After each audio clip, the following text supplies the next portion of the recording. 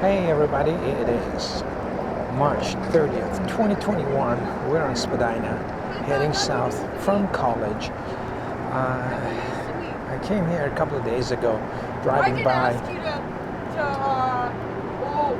on Dundas. Let's listen to her for a second. Paying for half the thing. Why did I ask for that? Okay, let her go by. She's having a conversation. Okay. So we did a drive-by from on Dundas, heading west, and I did talk a little bit about this club here, El Mocambo. El Mocambo. This was a club that I did a lot of band shots in. Some of my favorite bands are shot here. I've shot a lot of big bands like the Bon Jovi's, Motley Crue's, and kind of stuff. But I find shooting in such small venues, it's a lot more fun, you know, but you get to really cover the band well and get to shoot exactly who they are, and just, you know, especially if you're shooting the whole set, you know, because when you shoot in big events and big arenas, the bands would usually, the management only gives you press pass to shoot three songs. And what happens is the first three songs, the band knows they're being shot, so they're clean, they're not sweaty, they pose for you, and then everybody's shooting from the pit. Everybody's got that weird low angle to the top of the singer looking really stretched out, distorted, and you never get the, and everybody's shooting the lead singer, right? Everybody wants to shoot the Bon Jovi or whatever. Nobody shoots the drummer or the rest of the band, or, you know, you're getting this kind of a weird shots that everybody else has too. But when you shoot in these small venues, you can kind of work the band the whole night, you know. And, you know, they start off clean and they got sweaty, and then you can go after the drummer, and you can go after the bass player. You can really play with the band well. And I love shooting smaller venues because of that. Here's a look back on, I guess this is Oxford Street.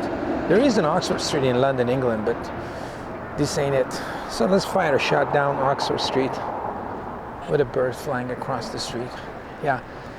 So this was one of the clubs. There was another one on Horseshoe on Queen Street. We should visit that too sometime. And one of the bands I shot was Automatic, which was really fun to shoot. This band was really exciting to shoot. I'm waiting for that lady to get closer. I do an insurance shot, but I do want her closer in the shot. And maybe now. Thanks. I need a bit of a subject in the shot. Another band that I shot in that club was called Towers of London. And they were pretty big in England, but they were fun to shoot. It was fun. And Robin Black, I think he does wrestling right now. He's a champion wrestler now. But he was another band that was amazing to shoot because of the energy they brought out to the set, right? And it was great to shoot. Sometimes you had bands that were. Let me try to get this guy. Yeah. Okay. Did we get him? Yeah, maybe. Let's find some shots at that. Some bands you shot, they were very kind of just standing there and do nothing kind of thing. And then, which was kind of really boring, you know, like I call it that a coyote ugly kind of thing. They say that if you're sleeping with somebody and, you know, you just have to leave, you much rather cut your arms and without waking them up kind of a thing, you know. It was the same thing. The band was so bad that if you had lights set up on the stage, you sometimes said, you know what, forget the lights, let me just get out of here, I'm tired of this. But unfortunately, not a lot of bands I shot were boring. I knew by looking at their posters and their image, I usually could tell if this band was exciting or not. And you know, when you're playing in a venue, like a small venue, and you're not a huge headlining band, you know, the energy you bring to the set is a lot. You know, if your energy is good, people are gonna listen to you. If it's not, even if your songs are great, people are not listening to you because they're too busy drinking and talking to their buddies. But if you bring in a great energy, excitement to the set, you're going to be more exciting than their girlfriend. You're selling a single. You know, you got to be more exciting than the person they're with. Otherwise, they're just going to ignore you and, you know, just to try to chat her up, you know. This is kind of an interesting shot. I like the...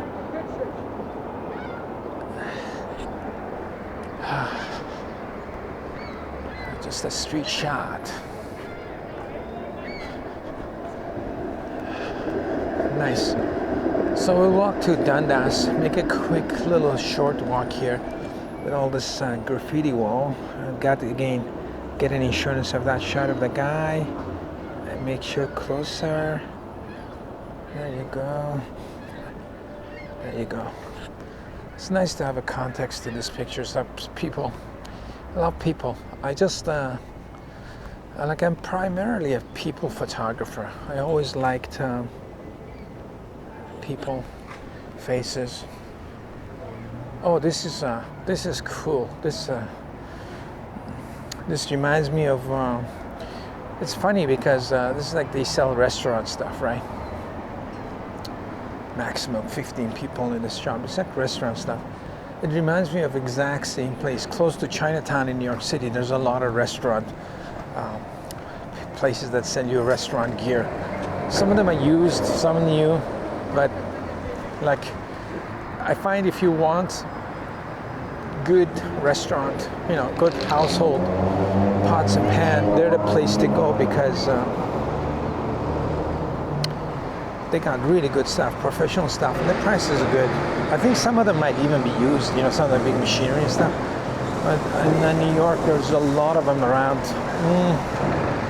Delancey and hitting Chinatown, the border, and this shop reminded me of that. You know, there's a cat on a chair, like a statue up there. Let's go. There's a cat jumping off the chair. Interesting, interesting, interesting.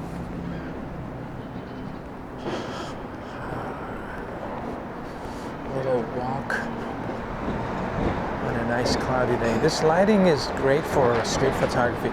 It might kind of be a little bit boring on film, but for a photograph, everything is lit well. You know, soft light. Soft light. Should get more people in the shop. This is like a sign of times. Everybody's got bandanas on, which is funny because I really like bandanas, wearing bandanas. I've been wearing bandanas for a long time. Sometimes as face covering on the planes and in the airport. And sometimes especially at customs and around my neck. I just like the whole idea of bandana. It's very Americana, very cowboy, very Western. You know, it's something that comes in handy, you know, to cover your face, for dust. You know, it's a mask. You can cover your head. You know, you've got a wound, you can cover your arm with. You can wrap things with. It's like a multi-purpose item, like an EDC item, like everyday carry item, and it's really cool. I mean, it gives you a image. People always ask me why I wear it, but you know. But let's see, down shot here. But it's an exciting item. It just reminds me of my childhood, westerns, and it comes in very handy, you know, especially as a mask. I used to wear it on a plane pre-pandemic, you know, and people always looked at you funny, you know, if you sat on a plane with a bandana on and glasses on, and they always thought, what is this guy up to, you know? But I did it because I didn't want to get sick on a plane and in customs and in airports. I didn't want to get sick. So now everybody's wearing a mask. Everybody's got wearing, and if people who don't want to wear a mask, they kind of don't like the hospital mask, they wear the bandana type stuff. So I think now I can wear it at any event, and I'm not going to look odd anymore. I'm not going to look like noisy corner. So we're at Dundas. It's like a noisy section of... Okay, somebody translate for me.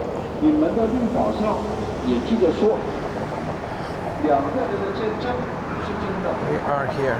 It's Dundas. You know, should I go straight or should I go on Dundas?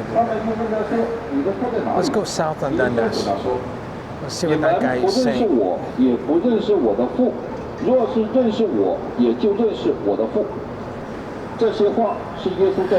Jesus saves. I think it's a lot of. There was another Jesus person up at the previous intersection. Nice to see everybody's out on the streets. And here, these red lights are going on forever. Oh, that was cool. That guy almost got nailed by this big truck. You don't want to be jumping in front of trucks. You don't want to be jumping in front of trucks. 他说：“我所去的地方你们不能到，难道他要自尽吗？”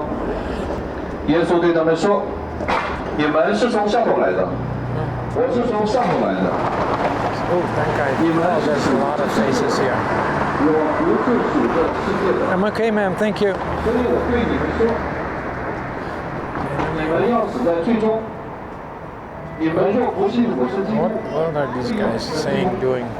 他们就问他说：“ Oh, these guys are. 耶稣对他们说：“就是我从起初所告诉你们的，我有许多事讲给你们，盼着你们。” They are.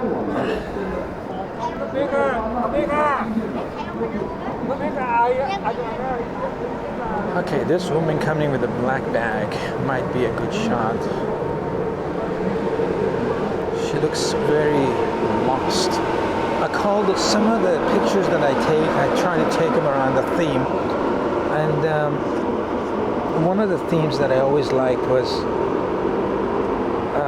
kids in America, lost in America, and America first. Those are the three themes that I was working around when I was in New York City.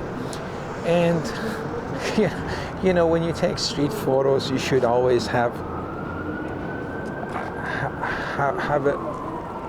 a theme to go along with it. You can't just like randomly take pictures. And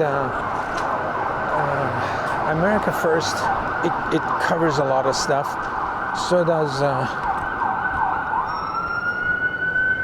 does if I get distracted, it's because I'm looking around for photographs. So when I see an object coming at me, I kind of get distracted. There's one person over there, one person here. There's like two shots that I just missed in that corner. So Kids in America is great because that covers, you know, anything that's related to kids or even older people who are acting funny and clever, you know.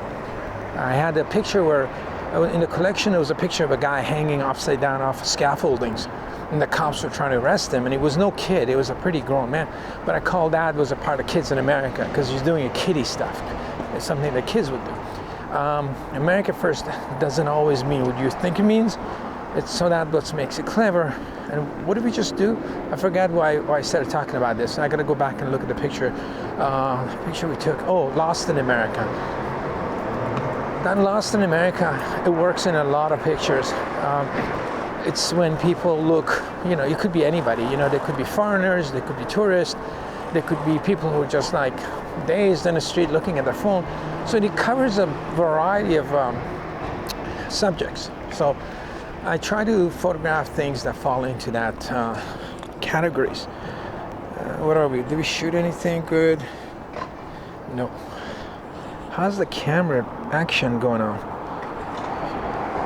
So we're at the less exciting part of town now. It's all becoming like less people on the street. I'm gonna turn around and go on the other side. Yeah, that's what I'm gonna do. Go on the other side. Because this is getting a little bit corporate-y. All buildings, no shops. I want to see people. People, here's the street we're turning around at. Just check out the name. You see it? You see? We got it, we got it. I'm terrible at names. Pronouncing it and announcing it and all that kind of stuff. Let's get out of this street. This one on the other side. There's a car coming. Okay, let's get out quickly. Okay, now we're in the center. This is a railway tracks for streetcars, I guess. You don't want to be stuck here. Can we go? Can we go? Can we stay? Yeah. Green light. Green light means go. Oh my God, I love it. This is very kind of, it's kind of interesting to take these pictures because, you know, you have to make sure something is on the film. So I took a bunch of shots there. You got to make sure it's on the film, it's angled, this camera sees it, this camera sees it, and your voice is also being recorded at the same time. I love it. This is a lot of fun. And you're walking, you're getting exercise for your mind and your body. I think everybody should be doing this. I always said that in order for you to get a good become a good photographer at anything, wedding, fashion, anything, you got to do street photography because it teaches you to handle your camera fast and it teaches your brain to see images before you actually see them. Like you have to predict. If you can't predict, you will miss the shot. The reason I'm missing so many pictures is because I'm talking and recording and trying to show, you know, and then my brain's lagging behind when it comes to pictures. And you're always late. If you see a good picture on the street, by the time you go to take it, it's too late. You have to take it before it shows up. So you have to predict where people are gonna be, where you're gonna be, camera setup, everything. So that's why it's very exciting. If you're walking and taking pictures, you could walk for hours. The trick to it is, there are three types of street photography. One type is that you hunker down somewhere and then you point the camera, usually like say at that corner, you point your camera at that corner and you wait for something to happen. You find a good foreground and a background, you pre-focus your camera and you wait for people to come in that shot. In that case, you're not really walking, you're just standing there for hours. Eventually you get a good picture. The other way is to walk and take pictures. Like that. But just to walk and take back. So if you miss a shot, you miss a shot. You keep going so that you capture moments as they happen, as you see them in your mind. That way you get a good workout. Look at that tire, that car. It's off the ground, just on the curb. This guy's on a bike with a mask on, a red hat. Red helmet is great. Red is always the best color to have in a shot. Yeah, so this way you're walking fast and you're taking pictures as they come at you. So A, you're not standing around resting, so you're always working out. B, you know, your brain, like this guy is a cool shot. And once people look at you, it's too late, because then, you know, it just kind of looks funny. They're looking at you, there's a car behind me. I'll take a shot of that side of the street. No cars, hopefully I'll get, nobody's behind me, right? Behind. Hey, she had a great face, great skin tones. Oh my God, I love faces. In photography, things like I was saying, the things that I like the most is faces and expressions of people, poses, postures, naturals. You know, I bring that to the photography. When I do fashion photography, I try to bring that in, but it's different, you know. You got makeup on and people are posing, but you know, you find some great looking faces on the street. Beautiful people. You know, natural beauty. You know, some people, they just are photogenic naturally. Doesn't matter how old they are, doesn't matter how young they are. You know, they have no makeup on. Doesn't matter how fancy their clothes are, they just look good. They just look good on camera, period. Simulation made them that way. They are the people.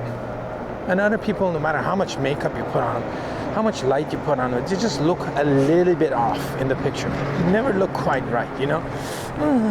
I don't know what it is, but it definitely is something.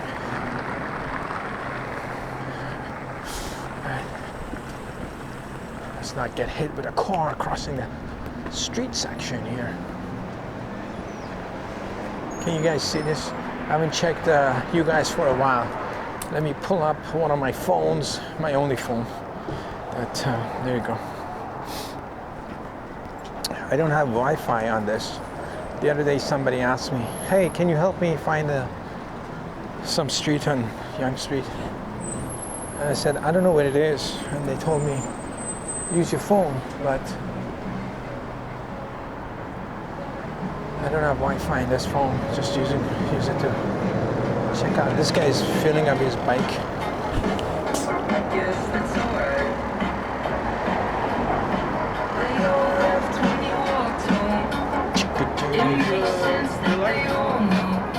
Look at that bike. That's a cool bike. That's a cool looking bike, man. I used to have one of these. Who else had one of these, man?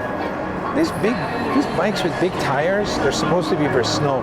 You know, they're gonna be slow and heavy. That's the cheapest, It's cool.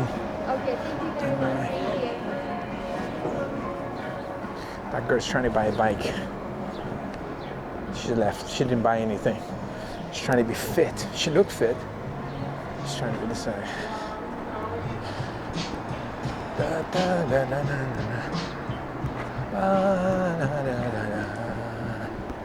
There was a guy to my right. He was smoking in a red hat. Guess what? If you're smoking in a red hat on the street, you know, you're gonna get shot, man. We shot him. I don't know how he turns out. Let's see. No, I didn't get him. I didn't get him. I was trying to shoot him from the side, and you know, we missed him, man. We missed him. That's okay. We got more people coming. Where are we? Are we at the college yet? We're gonna make a loop around college. There we go. Kebabs, takeout, delivery. It's got to be an Indian restaurant, yeah. Halal Pakistani and Indian cuisine. Look, you see, this all looks like Chinese food. This looks like Iranian food. This definitely looks like Indian food or Iranian food. So they're all the same. All look the same. Their tastes are all different, huh? You try an Indian kebab, Afghani kebab, and it tastes a little bit different than Iranian kebab. It's same looking. They look the same. The same ingredients probably, but you know what? The taste is a little mafia. It's just like Japanese food and Korean food. It's a little bit different. Yeah, but it's kind of the same, but touch different. It's interesting though. Sometimes the first time you're used to a food and you try something that's from a different culture, but it's kind of similar, you're off. You're like, whoa, what was that? Oh, it doesn't taste right. But then you pretty quickly get used to it, and you know it tastes best if you mix up the. This guy coming in with the thing is cool. So did I get that guy? I don't know.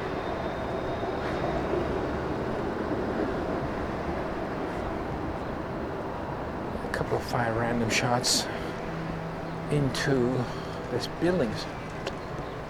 I don't know how long I've been walking for. So I went from college to almost past Dundas and back again. Look at these souvenir shops. You know, Toronto, Canada.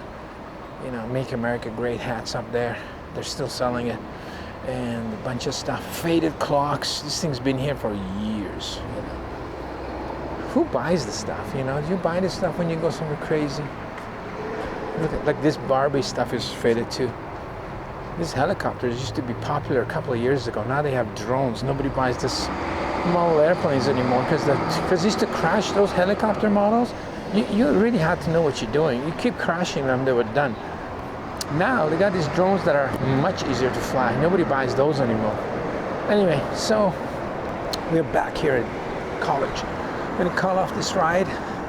We'll catch you on the next one. Thanks for coming for this little quick one.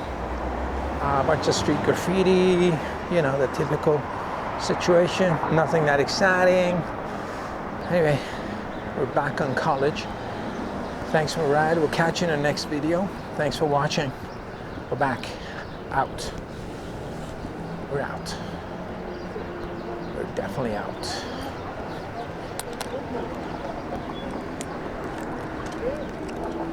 guys like it.